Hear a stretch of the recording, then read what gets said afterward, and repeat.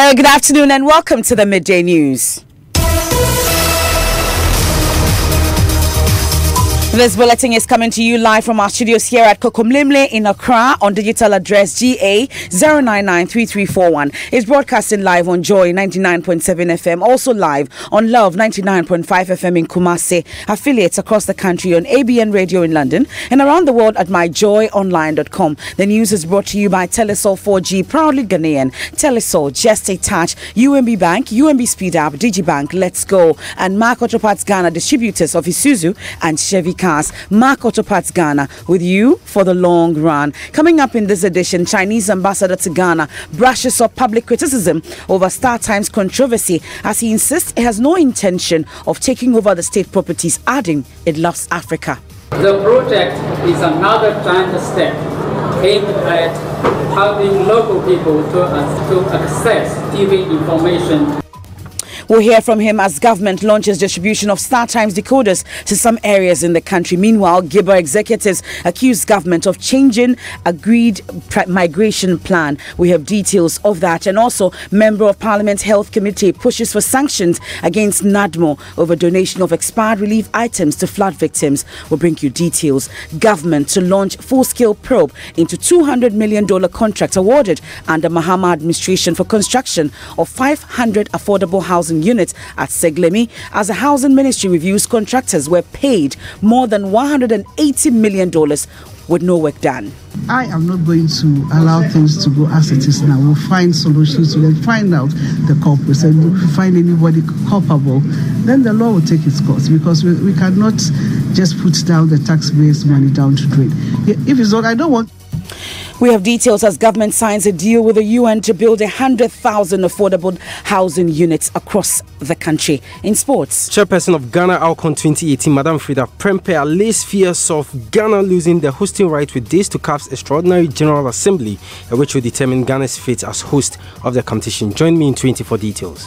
And later on, former President John Mahama heads the Central Region, from where he kickstarts his campaign to lead the NDC. We'll get a live update on his activities there, plus more here on the Midday News with me, Emefa Apau.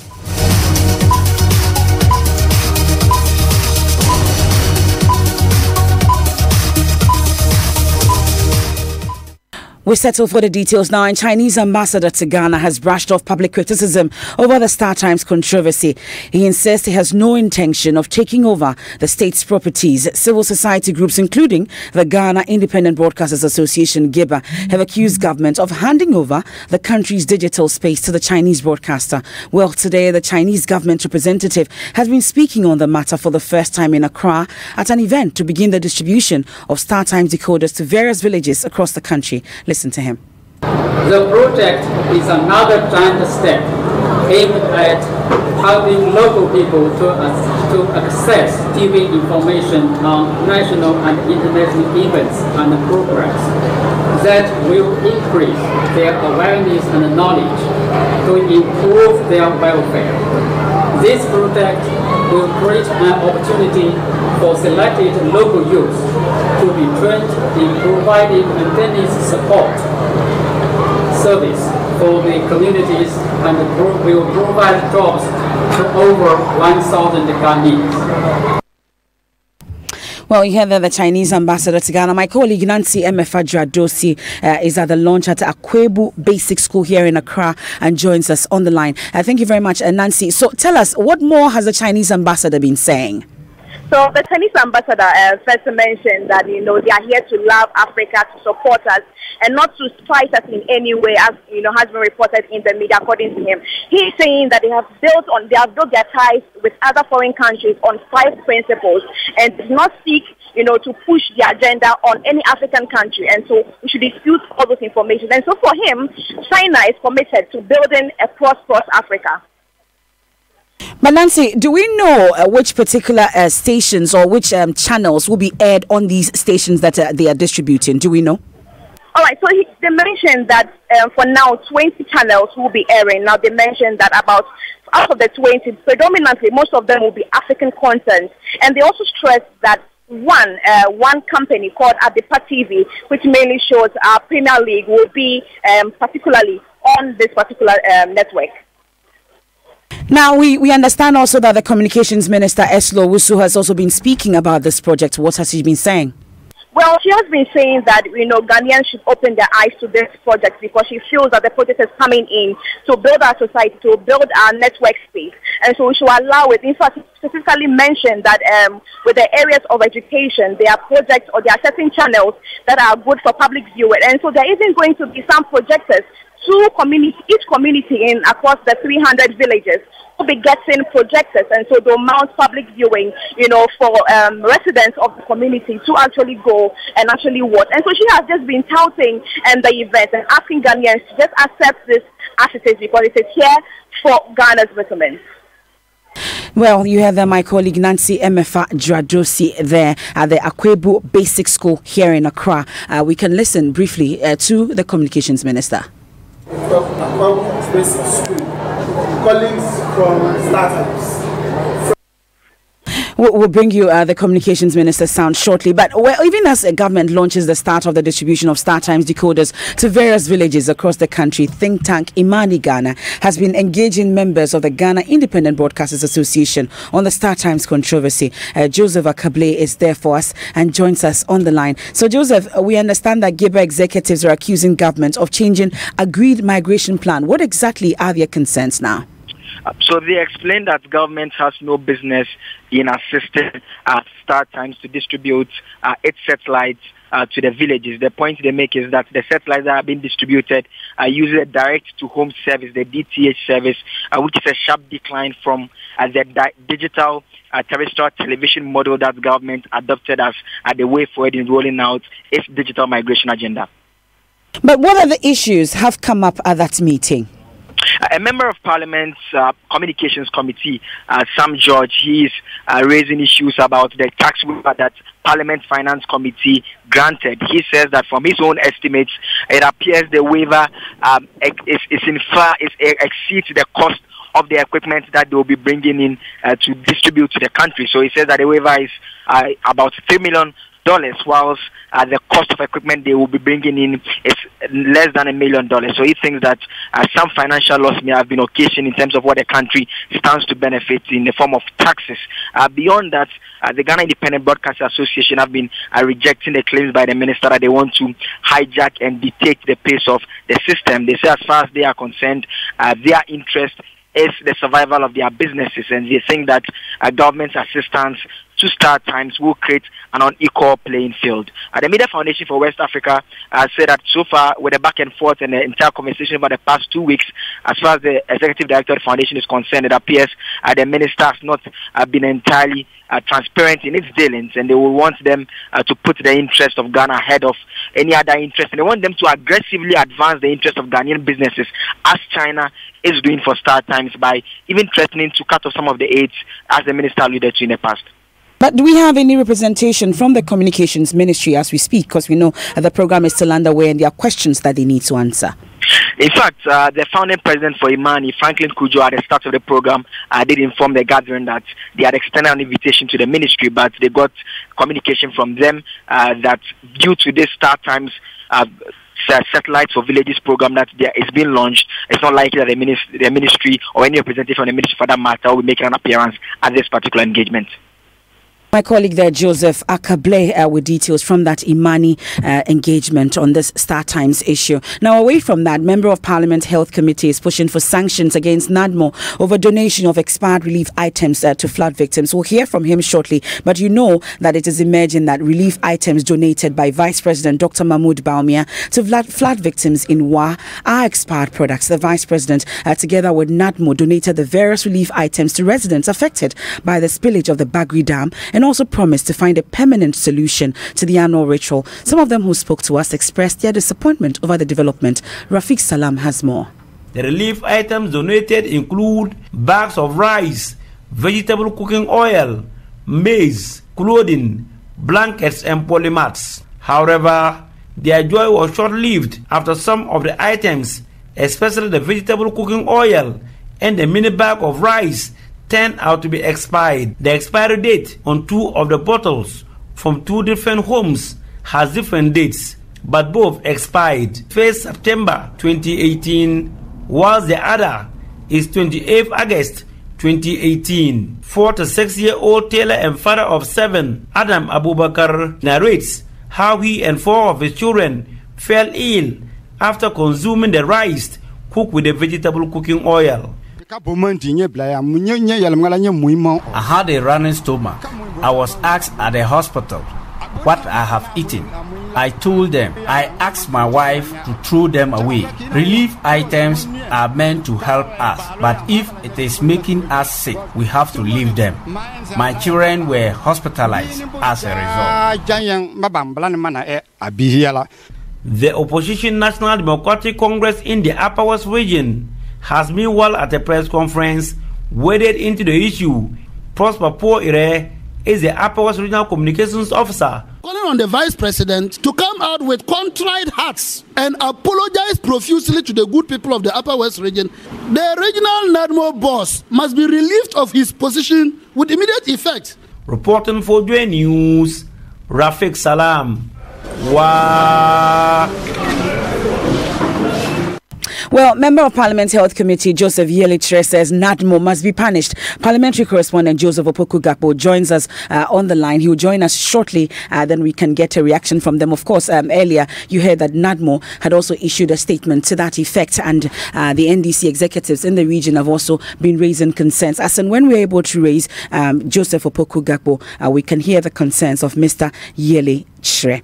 Now, moving on, the Works and Housing Ministry says it has found evidence of shoddy work and potential corruption in the contract to build 5,000 affordable housing units at Seglemi in the Greater Accra region. In June 2016, former President John Mahama commissioned the first phase of the project, but the ministry says the contractors have only completed less than 500 of the 1,500 units required for the first phase, although they have already been paid 98% of the contract cost.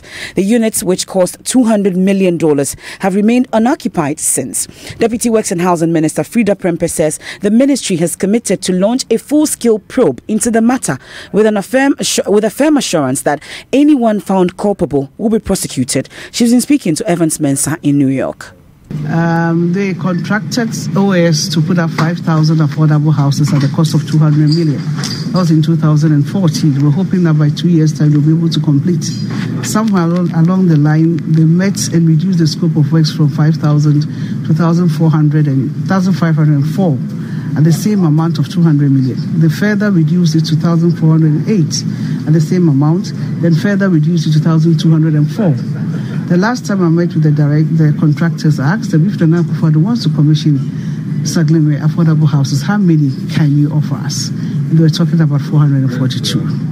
So out of what? Out of the so-called 1,024, not even the 5,000. Meanwhile, they've been paid 98.7% of the total amount of money, which runs into 198 million plus.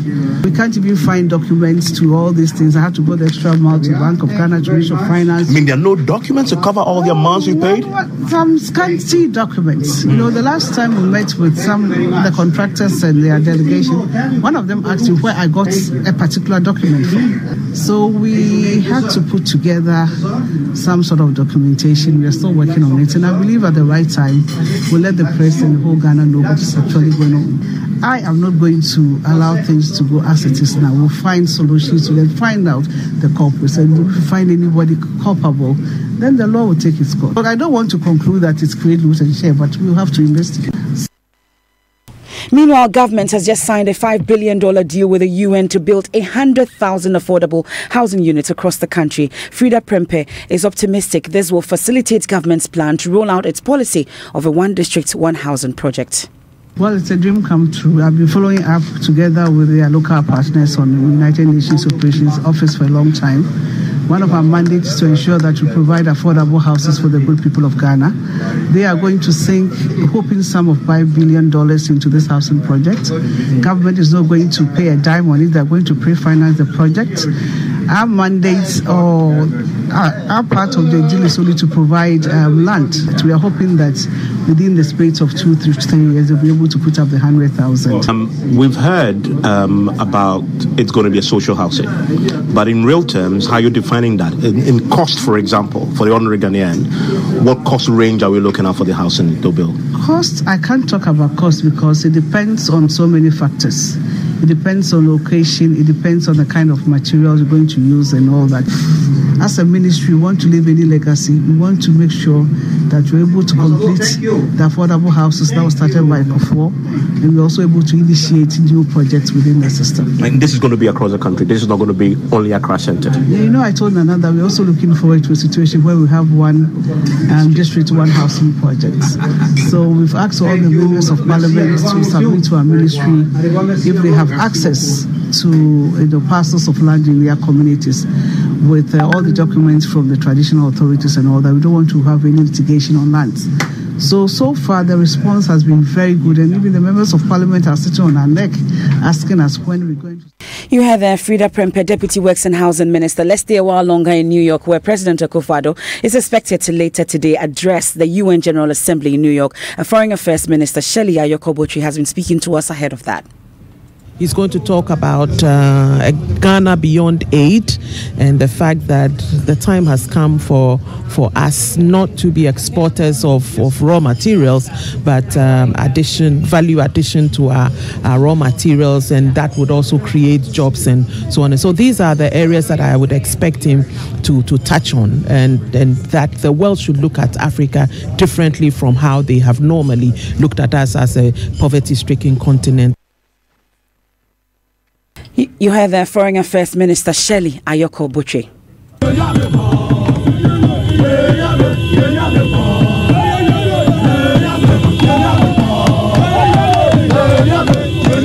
Amidst burning of tires, blocking roads and clad in red and black attires, the chief and people of Takwa in the western region this morning defied all odds and blocked a major road in Takwa to protest the deplorable nature of roads there. According to them, several appeals to government to fix their bad roads has failed to yield results. Well, the lands minister, together with his deputy and officials of the mining commission who are in the region touring mining firms, were earlier prevented from using the road. They finally got access after the police cleared the road. We'll soon hear from the MCE for the area, but first, here are the residents. We are all Ghanaians and we hope Ronaldo come to power, but we've been neglected and the president isn't addressing our concerns. We show them we are not happy with how they are treating us. I'm a driver. If my car gets spoiled and the owner takes it from me, how will I fend for my family? Please fix the roads now, government. All with the chiefs, the elders, just to make sure that this main road is being constructed, not an ordinary one, but an asphalt, because the government made us know that Takwa, Bogoso and Obuasi, this is where we get the resources from, and therefore our roads, the development has to start from here. So we are pleading the government to take a look at this one as well. You heard there's some residents there. Well, it seems their concerns are not likely to get any attention soon. The MCE for Takwan Swayim, Gilbert Ken Asma, has been telling Justice Beidou there are no funds to work on the road now. Justice joins us on the phone line. So, Justice, what's the latest with the protesters now? So, MFR, I can say that calm has kindly returned to the Takwa Township. The police have been able to overcome the demonstrators after many hours of trying, and now the traffic is flowing back to normal. But I can still see the people who are standing by the roadside as we drive through the town that many people are not happy that the demonstrations have been brought to an abrupt end. I've been speaking with the MC who tells me that the basic problem is that there's no money for this, and they are now trying to get the mining companies in this enclave to be able to come together and contribute to government efforts. That's what he said, to ensure that contractors get back on this 61-kilometer road from Agona Kwanta right through to Bogos here in the western region. I'm quite surprised because, first of all, we are in talks with the mining community and then some other ministries who are connected to mine on how to fund the road. It's a funding issue. A very short portion was awarded on contract, 3.28 kilometers. And then later we saw other portions deteriorating as well. So it was extended to 13.50 kilometers. That is phase 2. Apart from that, we've had estimates of 61.50 kilometers. That's from Apimenim to Bogoso Junction. So now that we are settled down, we are in talk with the government. And the mining companies have also in a way, accepted to help fund it. But the way that they should take, that is beyond our control. That is why the ministries are meeting with the mining companies to see the best way to fund it. Gilbert Kenasma there, MC for Takwanswayem. This is the Midday News here on Joy 99.7 FM. We'll take a quick break. When we return, we'll head to the Central Region where former President John Dramani Mahama is kickstarting his campaign to lead the NDC. We'll get live updates plus fact-checking all after the break. We're right back. Now, this very moment, it's the pulse of possibility, potential, power. It's time to make your move. To take that step. The time is now. Now. Now. The great things you do tomorrow start with the small steps you take right now. So take that step with Old Mutual. Call us on 0302 230 638 and make now count. Old Mutual. Do great things every day.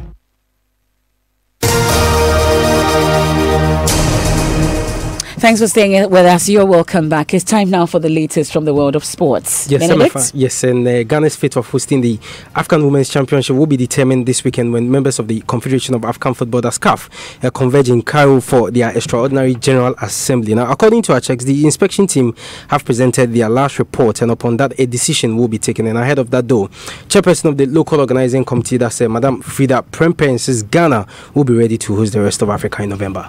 Next week. Next is to also inaugurate our theme song or build the theme song. And next is also to showcase our website. Currently, the Black Queens are on the nationwide tour. They went to Kumasi through Techimai to Sunyani. They'll be going through to the three northern regions, then come back to Cape Coast. Then they will leave Ghana to prepare well ahead of the tournament. So what is left is to put ourselves together for the opening and the closing ceremony, which of course we are working very hard behind the scenes.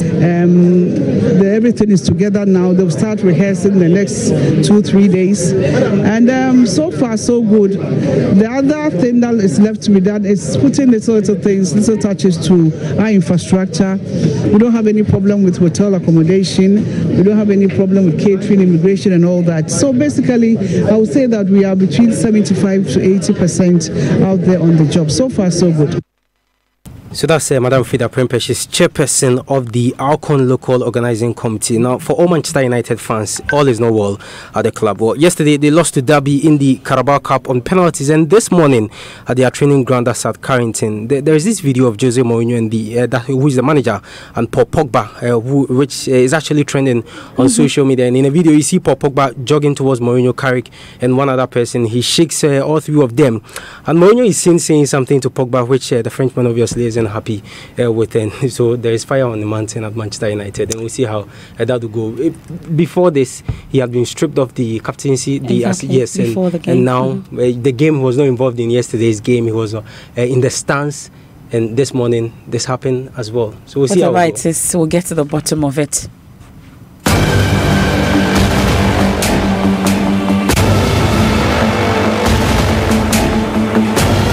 It's time now for fact-checking. Today we're focusing on claims made by Vice President Dr. Mahmoud Bawumia at the launch of the National Policy Forum in Kumasi. Raymond Akwa joins me with more on these claims and the verdicts. Raymond, let's start with the Vice President's claim that the interest rates on the 91-day Treasury bills has been declining since 2017.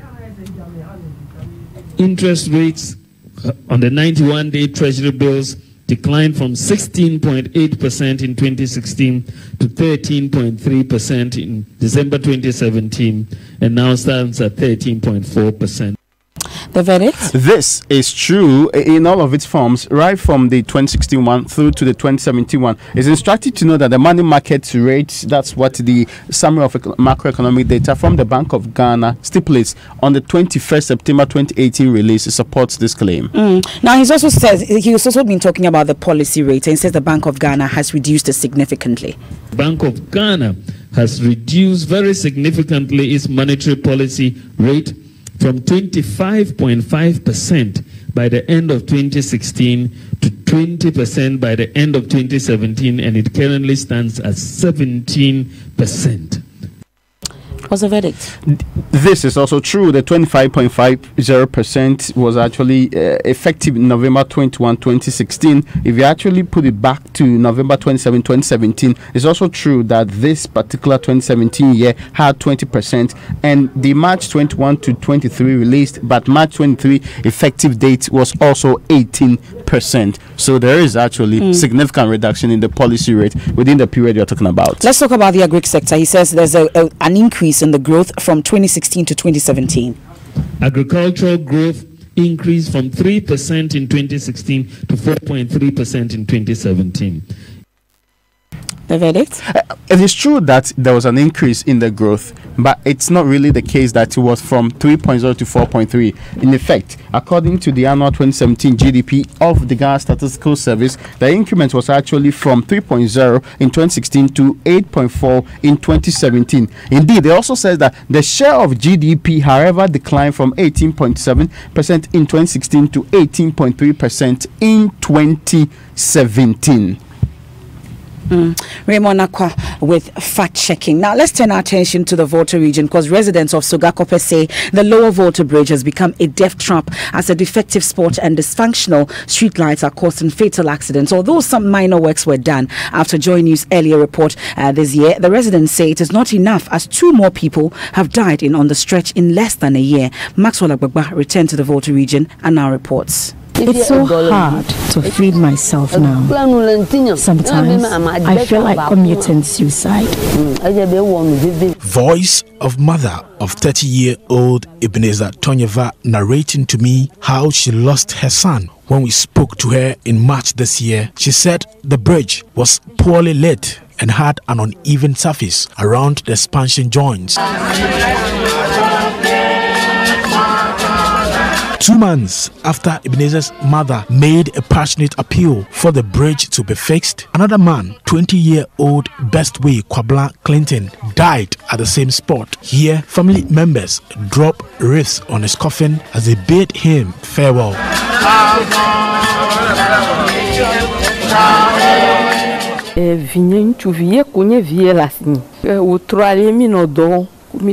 He is my only son. I sent him on an errand for the family and he left on a motorbike. We were in the house when people came to inform us that he was involved in an accident at the same defective spot where others have been injured in the past. He suffered head injuries and died some hours later. Although